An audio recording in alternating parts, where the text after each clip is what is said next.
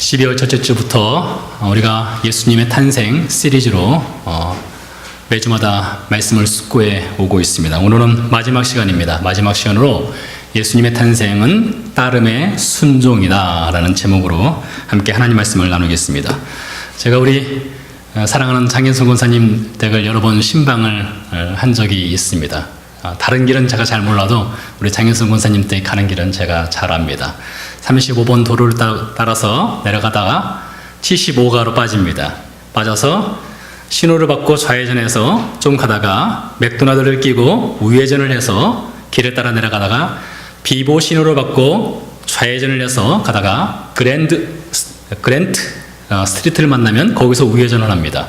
우회전을 하고 조금 가다가 학교를 만나면 학교를 끼고 왼쪽으로 좌회전을 하는데 81가 테라스, 81가 테라스로 들어가면 조금 가면 우리 장현승 권사님이 사시는 곳이 나타납니다. 집이 나타나게 됩니다.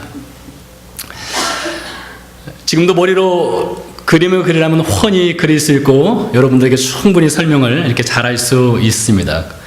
그런데 한 번은 제가 크게 헤맨 적이 있습니다. 장현승 권사님 댁 가는 길이 한동안 도로 공사가 있었습니다. 제가 제일 무서워하는 것이 무엇인가 하면 디투어입니다. 디투어. 돌아가시오입니다. 우회하시오. 한 번은 길을 따라 가고 있는데 이 디투어 마크가 써 있었어요. 그래서 돌아가야 되는데 마침 휴대폰이 방전이 되어서 이 디투어 할 때는 제가 반드시 그 주소를 다시 찍어야 되거든요. 길을 잘 모르니까요. 휴대폰은 방전돼서 휴대폰은 쓸 수 없고 그래서 머리를 의지해서 기억력을 의지해서 길을 돌아서 장현승 권사님 댁을 찾아가게 되었습니다. 분명히 도착한 것 같은데 도착해서 보면 엉뚱한 집이 나타나는 거예요. 근데 그 집만 계속 나타나더라고요. 아무리 돌아도요. 알고 보니까 81가 테라스인데 81가 스트리트로 간 거예요. 그래서 계속 돌고 돌다가 한참을 헤매다가 나중에 다행히도 찾아서 권사님 댁을 방문한 적이 있었습니다. 그러면서 이 내비게이션이 저한테는 얼마나 소중한 건가 라는 생각을 다시 한번 해본 적이 있습니다. 길을 잘못 찾거나 헤매면 약속된 시간을 못 맞추는 경우가 있습니다. 가스를 더 소비하고요.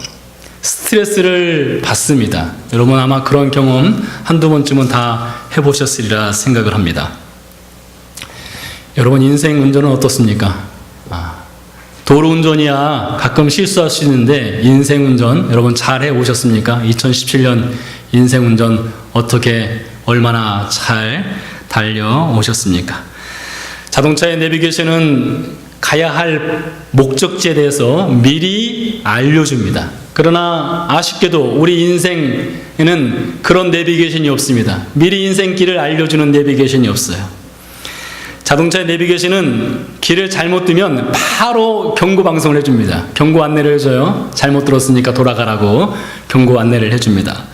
그러나 우리 인생 운전은 지금 우리가 달려가고 있는 길이 또 우리가 선택한 이 길이 맞는 것인지 잘 가고 있는 건지 잘못 가고 있는지를 가르쳐 주지를 않습니다. 자동차 운전은 길을 잘못 뜨면 돌아서 다시 가면 됩니다. 그러나 인생 운전은 실수 한번 잘못하면 다시는 회복될 수 없는 나락으로 떨어지는 것이 인생 운전입니다. 저는 운전을 한 지 이제 20년이 좀 넘은 것 같습니다. 20년이. 아마 이 중에 우리 교우님들 중에 20년이나 그보다 훨씬 오래 운전을 하신 분들이 있을 겁니다. 운전을 오래 하다 보면 경력이 쌓여서 운전이 쉽고 재밌습니다. 재미까지는 없을지라도 쉬울 수는 있습니다. 그러나 인생 운전은 아무리 오랜 세월을 해도 쉬운 것이 없습니다. 오히려 인생 운전은 오래 하면 오래 할수록 힘들고 어렵습니다. 어깨가 더 무거워집니다. 이 자리에 계신 교우님들 중에 이 자녀를 두신 교우님들 어깨가 얼마나 무겁습니까? 자동차 운전은 쉬워지는데 인생 운전은 오히려 더 어려워져요. 이 자리에 있는 청년들이 있습니다. 청년들이란 우리 아이들의 인생 운전보다 연세가 드신 우리 교우님들의 인생 운전이 훨씬 힘들고 어깨가 무겁습니다. 인생 운전이 어려우신 우리 교우님들, 또 그런 어려운 인생 운전을 해야 되는 우리 청년들을 위해서 오늘 하나님께서 오늘 본문 말씀을 통해 우리에게 들려주시는 메시지가 있습니다. 오늘 본문에는 두 종류의 사람들이 나타나고 각각 인생 운전을 어떻게 하였는지가 기록이 되어 있습니다. 첫 번째는 유대왕 헤롯이고 두 번째는 동방에서 찾아온 박사들입니다.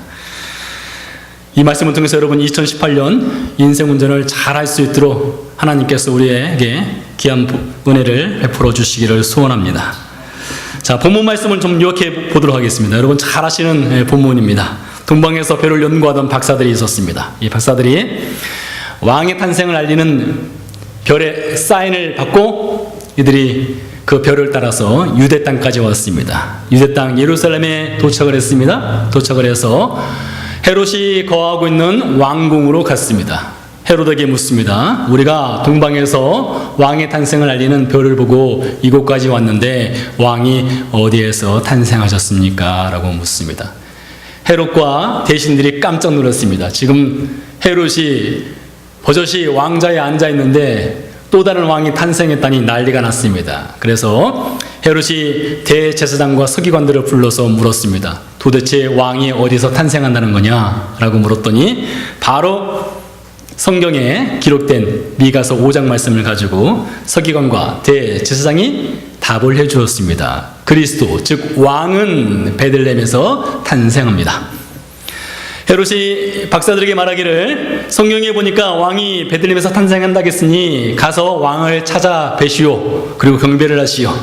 당신들이 왕을 만나면 그리고 나에게 다시 와서 알려주면 나도 가서 왕을 찾아 경배 드리겠습니다. 라는 말과 함께 박사들을 보냈습니다.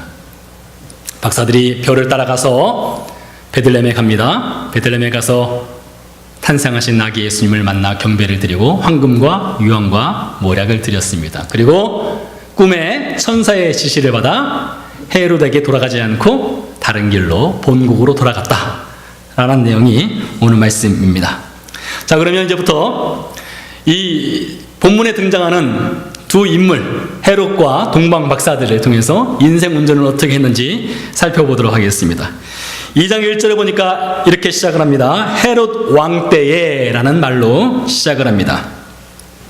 하나님의 아들인 예수님께서 사람의 아들로 베들레헴에서 태어나셨을 때에 유대 땅을 다스리던 왕은 헤롯이었습니다. 헤롯은 그 선조가 아브라함의 아들인 이삭의 아들입니다. 누구일까요?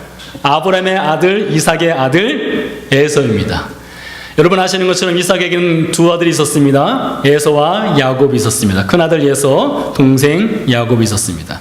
둘 사이에 사이가 좋지 않았습니다. 동생 야곱이 형 에서의 장자권을 빼앗았고 아버지를 속여서 축복을 형 에서 대신 받았습니다. 그로 인해서 원수지간이 되었습니다. 물론 훗날 화해를 합니다. 화해를 했지만 에서의 후손과 야곱의 후손은 그 후에 역사적으로 원수지간으로 지내게 됩니다. 특별히 남유다 백성들이 바벨론의 포로로 끌려갔습니다. 완전히 나라는 멸망했습니다. 그 틈을 노려서 에서의 후손인 에돔 사람들이 남유다 땅의 일부를 차지하게 되는 일이 있었습니다. 이런 분란집에 부채질한 것입니다. 그래서 야곱의 후손인 유다 백성과 에서의 후손인 에돔 자손 사이에는 늘 서로 앙숙처럼 지냈습니다. 그런데 하필이면 그 에서의 후손인 헤롯이 유다 백성을 다스리는 왕이 된 것입니다. 스스로 왕이 되려고 노력한 것도 있겠지만 당시 로마가 이스라엘을 지배하고 있었기 때문에 로마 정부에서 에서의 후손인 헤롯을 유다 백성의 왕으로 삼은 것입니다. 그래서 역사적으로 유다 백성들이 헤롯이 왕이 되었을 때 그 왕권을 거부하고 봉기를 크게 일으킨 일이 있었습니다. 헤롯은 그것을 진압하고 억지로 유대의 왕이 되었습니다. 역사의 아이러니입니다. 옛날에는 야곱이 에서의 장자권을 빼앗고 축복을 받았다 생각했는데 훗날에는 유다 백성이 그 에서의 후손인 헤롯 앞에 무릎을 꿇어야 되는 상황이 전개된 것입니다. 유대 왕이 된 헤롯은 왕이 되었으니까 유다 백성들의 마음을 좀 얻고 싶었습니다. 그래서 유대인들을 위해서 하나의 큰 프로젝트를 했습니다. 그것이 무엇인가 하면 성전을 지어주는 것이었습니다. 화려한 성전을 지어주었습니다. 그렇게 하면 유대인들의 마음을 얻을 수 있으리라 생각했습니다. 그런데 사실 그렇지 못했습니다. 많은 유대인들은 여전히 헤롯을 싫어하고 헤롯을 죽이려는 암살 시도를 수차례 벌이기도 했습니다. 그래서 헤롯이 쓴 정책이 한편으로는 유대인에게 마음을 풀어주기 위해서 성전을 지어줬지만 다른 한편으로는 칼을 들고 포악한 정치를 행했습니다. 많은 유대인들을 학살을 했습니다.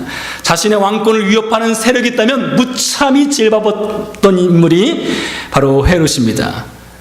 첫 번째 부인을 죽였습니다. 그리고 자신의 두 아들을 자신의 손으로 죽인 인물이 바로 헤롯입니다.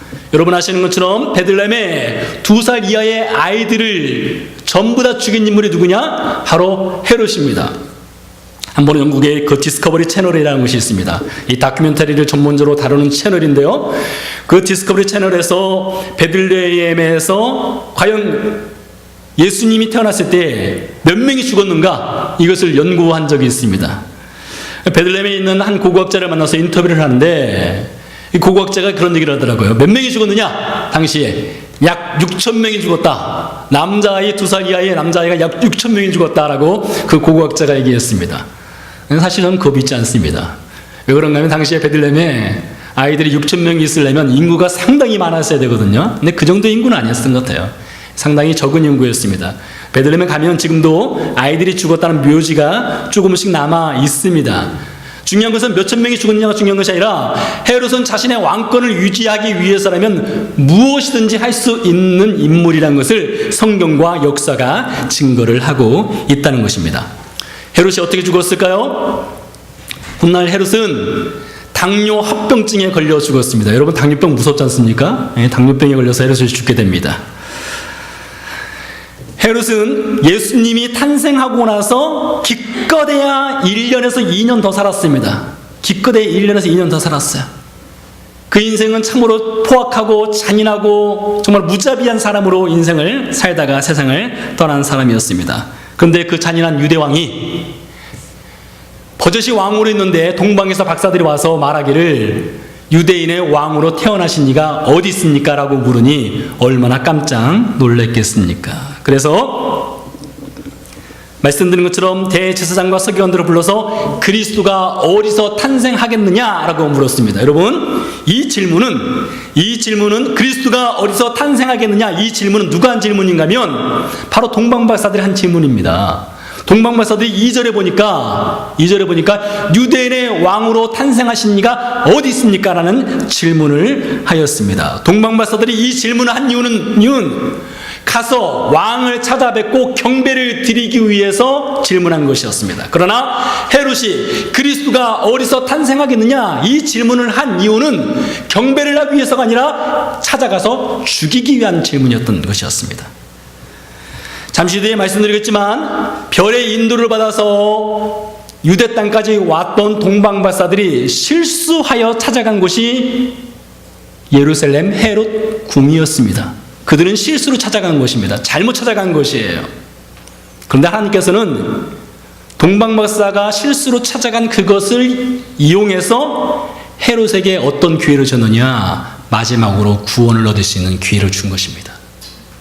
마지막으로 헤롯에게 예수님을 찾아가서 경배를 드릴 수 있는 절호의 기회를 준 것입니다.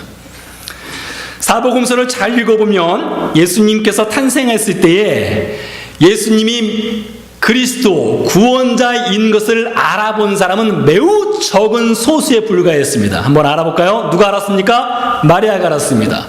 마리아의 남편 요셉이 알았습니다. 들판의 목자들이 알았습니다. 예수님과 마리아가 성전에 올라갔을 때 성전에서 기도하던 시몬이 알고 있었습니다. 안나가 알고 있었습니다. 그러니 기껏해야 몇 사람밖에 예수님이 구원자라는 것을 알지 못한 것이에요. 동방박사들을 포함시킨다 하더라도 제가 보기에 잘해야 20명도 안 되는 사람들이 예수님이 구원자라는 것을 알고 나머지는 전혀 몰랐습니다. 오늘 헤롯에게 기회가 주어진 거예요. 그 소수인 몇 사람 안에 들어가서 헤롯도 예수님이 구원자라는 것을 알 수 있는 기회를 하나님이 동방박사를 통해서 준 것입니다. 그러나 헤롯은 그 기회를 버렸습니다. 스스로 그 권력을 위해서, 자신의 왕권을 유지하기 위해서 왕 대신 예수님을 찾아가지 않았습니다. 그는 결국에 권력의 종으로 인생을 망친 사람이었습니다. 역사는 반복된다고 하죠. 참 역사의 아이러니가 있습니다. 무엇인가 하면 훗날 헤롯이 죽고 나서 헤롯의 뒤를 이어서 3명의 왕이 유대 땅을 나눠서 다스리게 됩니다. 그 중에 헤롯의 아들 헤롯 안티파스라는 사람이 있습니다. 헤롯 안티파스. 아버지하고 이름이 비슷합니다. 헤롯 안티파스입니다. 갈릴리를 다스렸던 왕이었습니다. 여러분, 갈릴리는 예수님이 그 선교 중심 역할을 했던 땅이었습니다. 지역이었어요. 그곳을 다스리던 왕이 헤롯 안티파스입니다.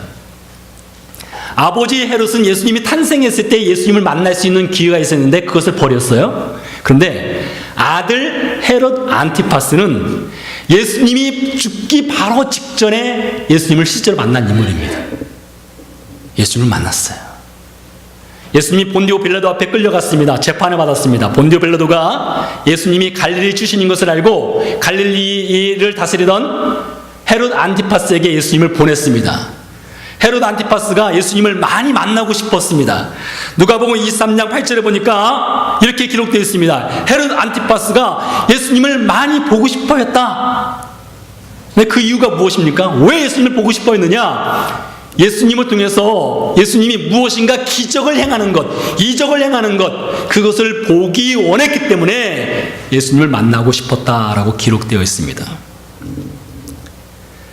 아들 헤롯이 예수님께 여러 가지를 물었습니다. 저는 무엇을 물었는지 성경이 기록되지 않았기 때문에 알 수는 없지만 예수님께 여러 가지를 물었고 예수님은 헤롯 안티파스에게 아무 말도 하지 않았다라고 성경이 말하고 있습니다. 아버지 헤롯은 아기 예수님을 만나서 구원 얻을 수 있는 기회를 버렸고, 아들 헤롯은 십자가를 지기 전 예수님을 직접 만났으나 예수님을 한낱 광대로 여겼습니다. 한낱 마술사로 여겼어요. 구원자로 여기지 않았습니다. 그래서 결국 그도 구원의 기회를 스스로 버린 인물이 되었습니다. 교회 여러분, 생각해 보시기 바랍니다. 몸이 병으로 완전히 망가졌습니다. 숨을 헐떡입니다. 금방이라도 죽을 것 같습니다. 병원에 갔습니다. 최고의 의사를 만났어요. 진료를 받게 되었습니다. 그래서 의사 선생님이 이렇게 하면 당신의 병을 치유할 수 있다고 말을 했습니다. 그런데 의사의 진료를 받으면서 마치 어린아이가 말하는 것인 양 흘겨듣습니다. 가볍게 여깁니다. 그렇다면 살 수 있겠습니까? 살지 못하는 것입니다. 지금 아버지 헤롯과 아들 헤롯이 그렇게 하는 것입니다. 완전히 병들어 있는 것입니다. 권력의 병, 쾌락의 병에 빠져 있습니다. 자신 스스로가 신이 되어버린 사람들이었습니다.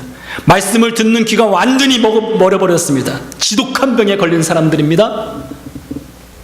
그래서 이들은 구원의 기회가 주어졌으나 그 구원의 기회를 스스로 버렸습니다. 저는 오늘 이 자리에 앉아 계신 우리 교우님들이 이 잔인하고 포악하고 살인을 저지르고 학살을 행했던 헤롯과 그의 아들 헤롯 안티파스와 비교할 수 없을 정도로 여러분은 착하고 선한 분이라는 것을 믿어 의심치 않습니다. 여러분 참으로 성실하신 분들이십니다. 여러분 참으로 인생 착하게 살아오신 분들인 것을 제가 잘 압니다. 2017년 이 한 해를 마무리하면서 근데 제 안에 한 가지 고민이 있어요. 여러분과 헤롯을 비교한다면 비교할 수 없을 정도로 여러분 정말로 아름다운 삶을 살아가고 계시지만 저한테 한 가지 고민은 성경 속에만 있어야 되는, 성경 속에 역사에 다시는 반복되지 않아야 될 이 헤롯과 헤롯 안티파스의 모습이 성경 밖으로 튀어나온다는 것입니다.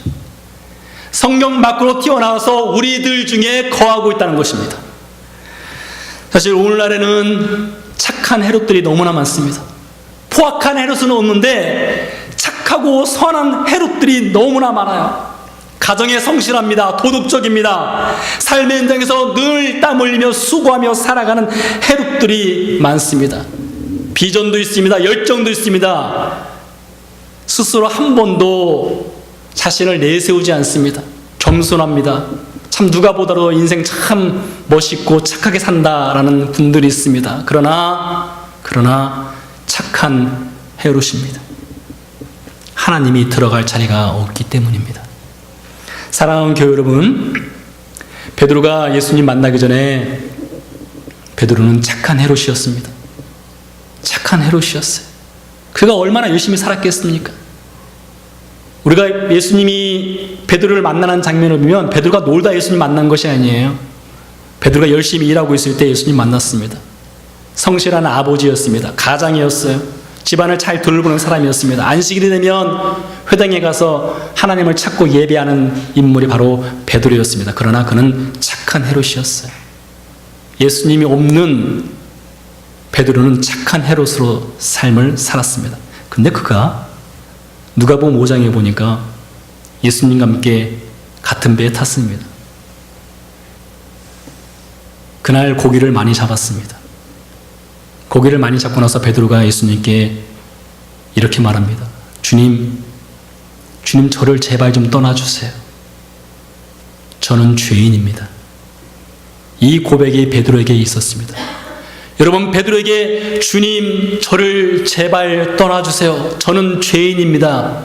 이 고백이 있는 순간 착한 헤롯과 같은 베드로는 죽고 예수님의 제자로서의 베드로가 살아나게 된 것입니다. 사랑하는 교회 여러분, 여러분의 인생 운전 가운데 예수님과 함께하는 인생 운전의 출발점은 어디에서 출발하느냐? 바로 이 고백으로부터 출발합니다. 주님, 저는 죄인입니다. 저를 떠나주세요. 이 고백이 없이는 저와 여러분의 인생 운전은 나를 위한, 여러분을 위한 착한 헤롯으로서의 인생 운전이지 예수님과 동행하는 인생 운전은 될 수 없다라는 것입니다. 두 번째, 동방박사들입니다. 이 동방박사들의 출발은 이 동방에서 출발했습니다. 여러분, 동방이 어디일까요? 학자들이 얘기하는 동방은 페르시아를 주로 이야기를 하고 있습니다. 페르시아라면 지금 이란, 이라크 쪽을 말합니다. 그쪽에서 출발을 해서 유대 땅까지 오게 되는데 도대체 이 사람들이 어떤 사람들인지 사실 성경에 제대로 기록이 되어 있지 않습니다. 이름도 나와 있지 않습니다. 몇 명인지 나와 있지 않습니다. 다만 동방에서 박사들이 왔다라고 말하고 있습니다. 우리는 흔히 몇 명이라고 합니까? 3명. 왜요? 황금과 모략과 유황이니까 3명. 어떤 소설에 보니까 영화로도 만들어진 것이 있는데 3명이 아니라 4명일 거야. 이렇게 말하는 것도 있습니다. 뭐 3명이든 4명이든 그건 상관없습니다. 근데 이 동방에서 온 사람들은 도대체 어떤 사람들이냐? 연구를 하는 학자들의 견해에 따르면 이 사람들은 유대인에게 영향을 많이 받은 사람들입니다. 실제 이 사람들이 페르시아에서 살았다면 페르시아는 유대인들이 그 옛날 바벨론으로 포로로 끌려갔던 유대인들이 살아있는 곳이에요. 지금도 페르시아, 이란, 이라크에도 유대인들이 살고 있거든요. 그래서 아마 그 동방에서 온 박사들은 단순히 별을 연구하는 사람이 아니라 유대인의 후손이거나 유대교에 입교했거나 아니면 유대인의 하나님에 많은 관심이 있는 사람들이라는 것입니다. 단순히 별이 왕의 별이라고 해서 그 먼 곳에서 그 왕을 찾아뵙겠다고 오지는 않을 거거든요. 분명히 유대교적인 신앙이 있는 이 사람들이라는 것입니다. 자, 이 별을 연구하던 사람들이 이 별을 보고 이제 유대 땅까지 오게 되는데 와서 예루살렘으로 가기 위해서는 주로 그때는 어느 길을 이용했는가 하면 여리고를 통해서 예루살렘으로 갑니다. 자, 여러분에게 좀 이해를 돕기 위해서 좀 손을 이용해서 설명하겠습니다. 여기가 여리고입니다. 여기가 예루살렘입니다. 이 높이가 대략 한 1200m 차이가 납니다. 예, 낮은 곳이고 높은 곳이거든요. 이 여리고에서 예루살렘으로 이렇게 길을 따라 올라갑니다. 남서쪽으로 올라가는데요. 남서쪽으로 올라가다 보면 나오는 동네가 있습니다. 벳박의 베단이라는 동네가 나옵니다. 벳박의 베단이 동네를 통과해서 산을 올라갑니다. 그 산 이름이 감난산입니다. 실제는 올리브산이라고 합니다. 이 올리브산을 따라서 쭉 올라가요. 올리브산 정상에 서서 앞으로 내려가면 예루살렘이 나오고요. 왼쪽으로 들어가면 베들레헴이 나옵니다. 자, 상상을 해보시기 바랍니다. 여러분들이 동방박사입니다. 여리고서 열심히 길을 따라 올라와서 벳바게와 베다니 동네를 따라 올라갔습니다. 올리브산 정상에 섰습니다. 전면에 보니까 화려한 성전과 궁전이 보이는 예루살렘이 펼쳐져 있습니다. 왼편으로 보니까 아주 천구석 동네가 보이고 있습니다. 바로 베들레헴입니다. 여러분 어디로 가시겠습니까? 지금 왕의 탄생을 알리는 표를 쫓아왔습니다. 당연히 저라면 예루살렘으로 갈 겁니다. 왜요? 거기에 궁전이 있으니까요. 당연히 그쪽으로 갔죠. 실수한 것입니다. 지금까지는 별을 보고 왔는데 눈에 보이는 것에 의해서 그들이 실수했습니다. 여러분 그럴 수 있습니다. 자동차 운전을 하다 보면 저 같은 길지도 가끔은 내비게이션 안 믿어요. 내비게이션이 분명히 오른쪽으로 가라는데 제 경험으로는 오른쪽 가면 안 되거든요. 직진을 해야 되거든요. 가끔은 그래서 실수하는 경우, 또 가끔은 또 그게 맞는 경우도 있어요. 실수하는 경우가 있습니다. 여러분 인생 운전도 그렇지 않습니까? 인생 운전하다 보면 얼마나 많은 실수를 하는 경우가 있습니까? 근데 문제는 무엇입니까? 실수했을 때 어떻게 해야 되느냐, 그것이 중요하죠.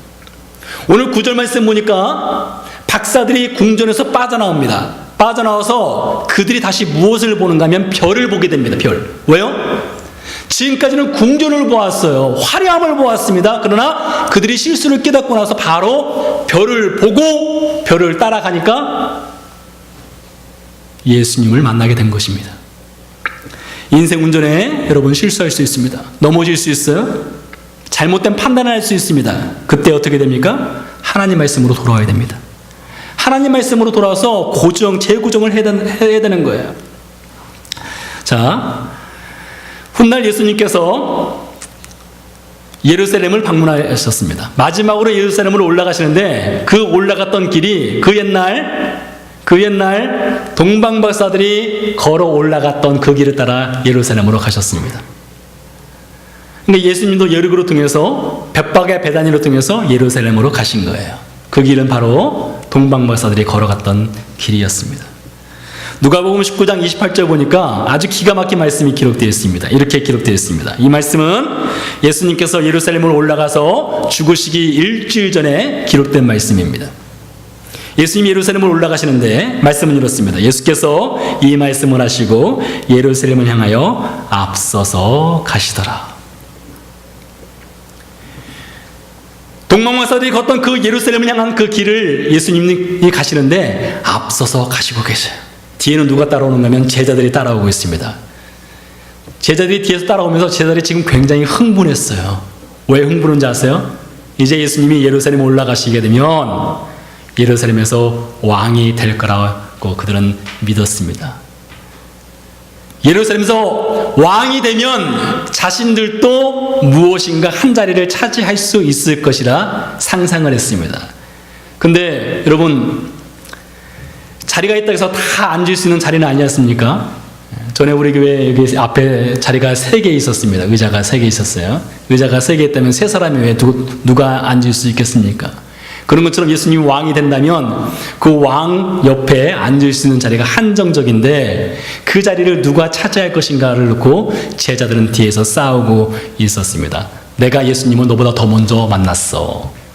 내가 너보다 예수님께 더 많이 헌신했어.